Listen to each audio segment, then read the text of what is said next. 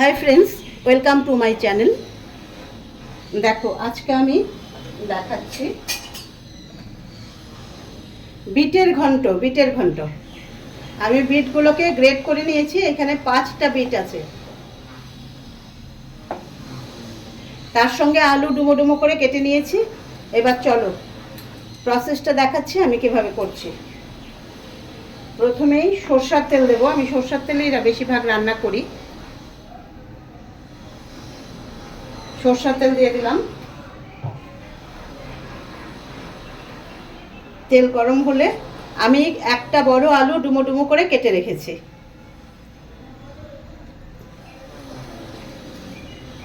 তেলটা গরম হচ্ছে, আমি এই শুকনো লঙ্কা দিয়ে দেবো। দুটো দিয়েছি, ছিঁড়ে ছিঁড়ে দিতে হবে।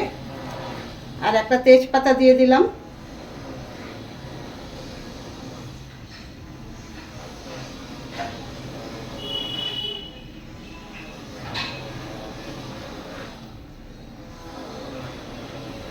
আমাদের ওপরে ফ্ল্যাটে কাজ হচ্ছে, মেশিনের খুব আওয়াজ। এগুলো তো আর কিছু করার নেই। আমি তো সাউন্ড বন্ধ করে ভয়েস ওভারটা কম দেই। আমি নিজের সাউন্ডেই বেশিরভাগ ভয়েস দিই, তাই আমার ভিডিওগুলো একটু সাউন্ড এসে যায়। একই হচ্ছে, পাশে স্কুল আছে, তার একটা মানে চেঁচামেচি একটা তো ব্যাপার থাকেই। দেখো এটা ভাজা হয়ে গেছে শুকনো লঙ্কাটা। এবারে আমি 5 ফোড়ন দেব।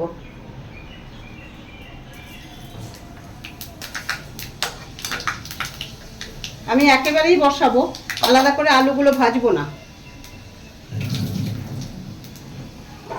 তোমরা আলুগুলোকে আলাদা করে ভেজে নিয়ে তারপর করতে পারো। একটু নুন দিয়ে দিলাম, তারপরে আলুগুলো দেব।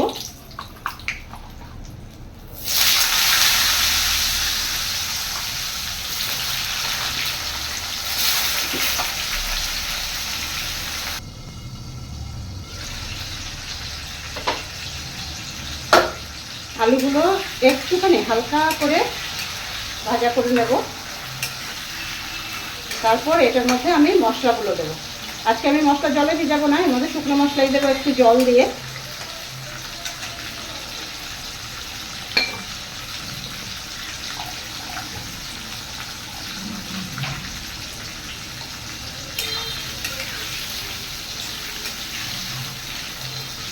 দেখো একদম হালকা করে ভেজে নিয়েছি। এবারে আমি 1 চামচ আদা দিয়ে দিলাম।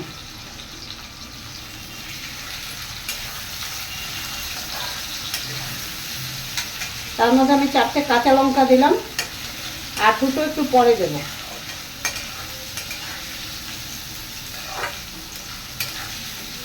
এটা কিন্তু একদম নিরামিষ হবে, একদম নিরামিষ রান্না করছি আমি এটা। এবারে একটুখানি জল দিয়ে নিলাম, নিয়ে শুকনো মশলা দেব। 1 চামচের একটু কম হলুদ দিলাম, ধনে গুঁড়ো 1 চামচ থেকে কমই দিলাম, আর জিরে গুঁড়ো 1/2 চামচ দিলাম। আর কোনো মশলা এতে পড়বে না। এবার ভালো করে এটাকে কষিয়ে নেব।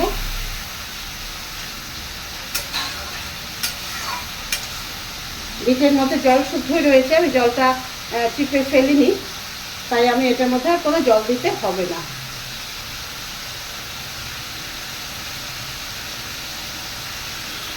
আমার কাছে আজকে গরম মশলা পাউডারটা নেই বলে আমি তিনটে এলাচকে এর মধ্যেই দিয়ে দিলাম।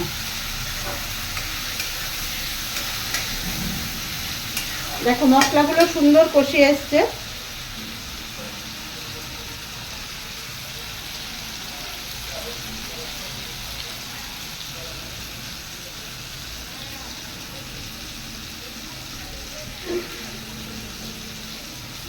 এবারে আমি বিটগুলোকে দিয়ে দেব। আর কোনো মশলা আমি এর মধ্যে দেব না। এখন জল শুদ্ধ দিচ্ছি, জল কিন্তু চিপিনি।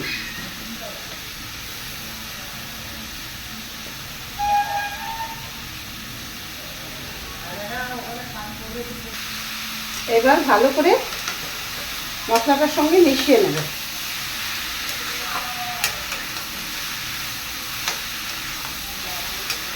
আমি কিন্তু কাঁচা লঙ্কা আরও দুটো দেবো। এখানে 5টা বিট আছে, না হলে ওই লঙ্কাতে ঝাল হবে না, লঙ্কাগুলো খুব ঝাল নয়। এবারে আমি নুন দিয়ে দিলাম 1 চামচ, আগে একটু দিয়েছিলাম, আর চিনিটা পরে দেব। ঢাকা দিয়ে দিলাম, একটু খুলে দেখে নেব। প্রায় সেদ্ধ হয়ে এসছে, আর বেশিক্ষণ লাগবে না। আমি সবশেষে এর মধ্যে ঘি দেবো একটুখানি, 1 চামচ মতো দিয়ে তারপর সার্ভ করব। দেখো প্রায় হয়ে এসছে। আমি এবার চিনি দিলাম। চিনিটা যারা খাও না তারা স্কিপ করতে পারো, এটার মধ্যে একটু মিষ্টি না হলে ভালো লাগবে না। আর এই দেখো, আরও বলছিলাম লঙ্কা দেবো, এই লঙ্কাটা দিয়ে দিলাম, দিয়ে আবারও ঢাকা দিয়ে দেবো। এবার কমপ্লিট হয়ে যাবে, ঘি দেবো, নামিয়ে দেবো।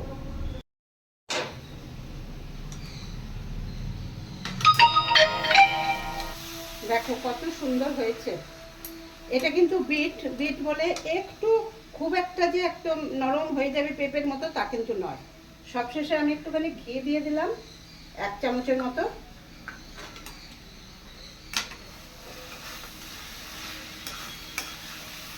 প্রচণ্ড টেস্টি। তোমরা করে খেয়ে আমাকে জানিও কেমন লাগলো।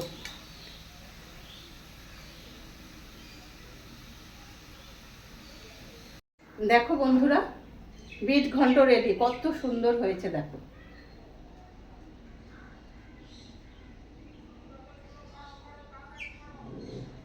যদি ভিডিওটা ভালো লেগে থাকে তাহলে ফেসবুক থেকে দেখলে লাইক, কমেন্টস, আর যদি সম্ভব হয় শেয়ার করবে।